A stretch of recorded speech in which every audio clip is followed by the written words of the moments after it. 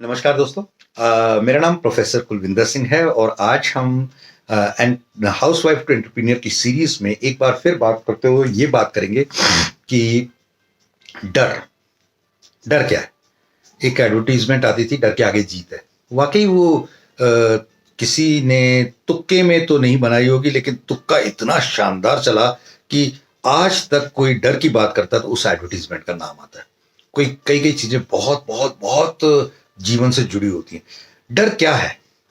डर की ना FEAR, फियर की दो डेफिनेशन किसी महान अंग्रेजी राइटर ने लिखी हैं। शायद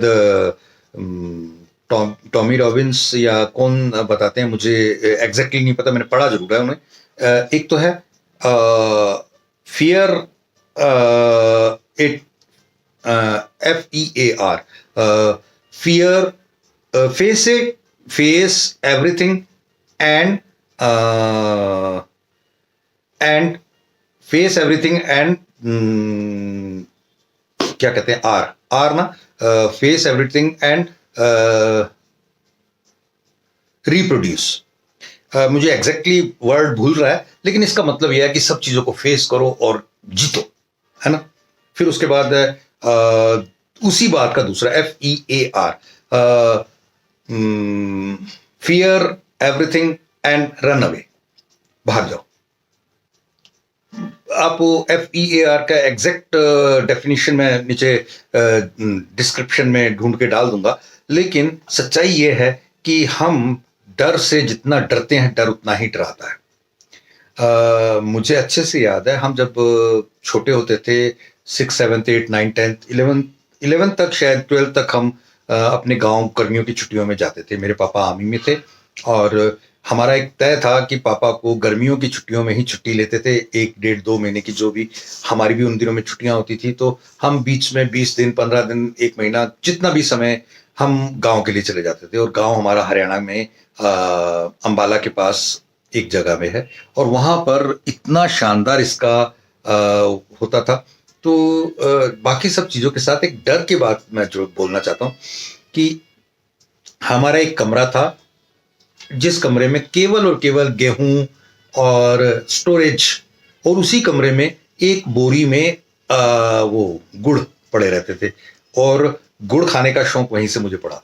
तो जब वो गुड़ खाने के लिए, गुड़ देने के लिए मैं वहां जाता था, तो उसकी लाइट तो काफी उधर ऊंची जगह पर बल्ब बटन था, तो बड़ों के तो हाथ चले जाते थे, मेरा नहीं जाता था। तो वो बिना लाइट के अंदर जाके गुड़ ढूंढ के अंधेरे में और खाना, बड़ा अजीब सा डर रहता था, क्योंकि वहां पे ना एक बाकी तो खैर कुछ नहीं, लेकिन चूहे होते थे। तो वो चूहों के कारण जो सरसराहट, खड़खड़ाहट होती थी, तो ऐसा लगता था पता नहीं क्या हो गया। तो डर बहुत लगता था।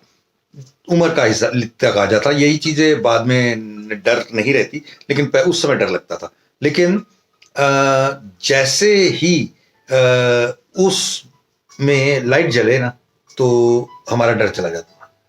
असल में डर क्या है, जब उसको, और 1, 2, 3, 4 बार में जब हम अंधेरे में गुड़ ढूंढने की प्रैक्टिस कर ली, तो फिर हमें वो डर भी नहीं लगता था, क्योंकि वो खड़खड़ाहट, सरसराहट सब नॉर्मल है। ये भी पार्ट ऑफ लाइफ है। एक चीज है, हाइडिंग रिस्पेक्ट एंड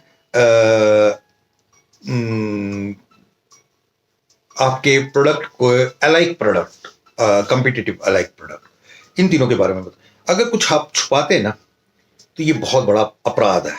अगर क्राइम है, इसके ज्यादा बड़ा क्राइम कुछ नहीं है कि आप अपनी और कंपिटिटर्स के बारे में पहले तो पूरा नॉलेज रखो, और हर चीज को कंपेयर करके बताने की क्षमता रखें। आपको सच कह के बताना सबसे अच्छी बात है। मुझे याद आता है कि जब हम बहुत पहले BPL के टीवी चलते थे, तो BPL का एक टीवी लेने गए, तो सेल्समैन से मेरी बहुत अच्छी दोस्ती हो गई। वो बहुत ही अच्छे तरीके से उन्होंने बात को समझा। मैंने बोला, जी हम उस समय शायद टेक्सला, टेलीविस्टा और इस तरह के बहुत सारे नाम आते थे, और वो कलर टीवी एकदम से चला ही चला था।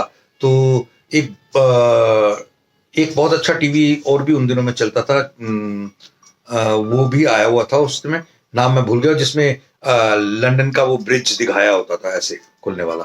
तो वो टीवी के मैंने मांग की, तो उन्होंने कहा कि वो टीवी बहुत अच्छा है, लेकिन वो टीवी तो वो लेगा जो अक्लमंद नहीं है, जो मूर्ख है। मेरे मुंह पे चांटा मारा उन्होंने, लेकिन मेरे को बता दिया कि वो चीज टीवी ठीक नहीं है, और पूरी एक्सप्लेनेशन के साथ बताया। ये चीजें हुनर हमें आने चाहिए। रिस्पेक्ट, आपको कंपटीटर्स की रिस्पेक्ट करना चाहिए, और कभी भी कंपटीटर के डिसरिस्पेक्ट ग्रेसफुल वर्ड्स नहीं बोलने चाहिए। आप अपने प्रोडक्ट को जितना मर्जी अच्छा बताएं, दूसरे के प्रोडक्ट को गलत बताने का कोई हक नहीं है। कंपैरिजन के टाइम पे चीजें बताते हैं कि ये इसमें नहीं है, इसमें है। देन आपको जब भी मौका मिले, आप अपने प्रोडक्ट के उन बारीकियों को बताएं जिन बारीकियों को अपने बच्चे की तरह प्यार करते हैं, क्योंकि अल्टीमेटली आप किसी भी चीज के बारे में ज्यादा तभी बोल सकते हैं जब उसके बारे में बहुत ज्यादा प्यार करते हैं, बहुत डिटेल में जानते हैं। अगर कोई आपको बोले कि भाई आप 1 घंटा आपके मनपसंद सब्जेक्ट के बारे में बोलो, तो 1 घंटे से 2 बोल लेंगे, 3 बोल लेंगे, 4 घंटे के अलावा बोल नहीं पाएंगे। लेकिन अगर आपको कोई बोले कि आपके अपने बेटी बेटे के बारे में बोलो, तो आप शायद 3 दिन 4 दिन लगातार बोलते जाएं, उसके बाद भी आपको लगेगा कि बहुत कुछ छूट गया। जिस चीज को आप प्यार करते हैं उसके बारे में लगातार बोलते रहते हैं। ये एग्जांपल मैं बहुत ज्यादा देता हूं। तो ये इसका मतलब ये है कि हम अपने प्रोडक्ट्स को, सर्विसेज को बेटे बेटी की तरह प्यार करें। Thank you. जय हिंद।